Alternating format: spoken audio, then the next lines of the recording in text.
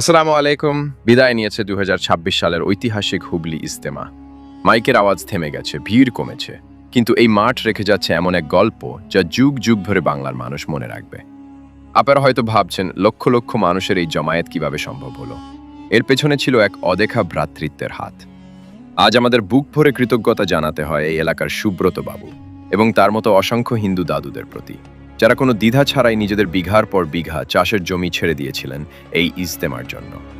যখন পৃথিবী ধর্মের নামে ভাগ হতে দেখছে, তখন হুগলির এই চাষি ভাইয়েরা প্রমাণ করলেন মানুষের চেয়ে বড় কিছু নেই। গত কয়েকদিনে আমরা দেখেছি সম্প্রীতির এক নতুন রূপ। একদিকে নামাজ চলেছে, অন্যদিকে আমাদের হিন্দু ভাইয়েরা পরম যত্নের দোকান সামলেছেন।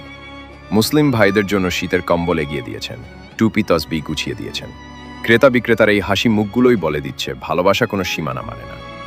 ইজতেমা তো শেষ হলো, কিন্তু এই ভালোবাসা যেন শেষ না হয়। আমরা যারা এই ইজতেমা থেকে শিক্ষা নিয়ে ফিরছি, তারা যেন মনে রাখি একজন হিন্দুর জমি ছাড়া আমাদের নামাজ পড়ার জায়গা হতো না। এটাই আমাদের ভারত, এটাই আমাদের পশ্চিমবঙ্গ। রাজনৈতিক উস্কানি আসুক বা ঘৃণা ছড়াক, আমাদের এই বন্ধন যেন অটুট থাকে।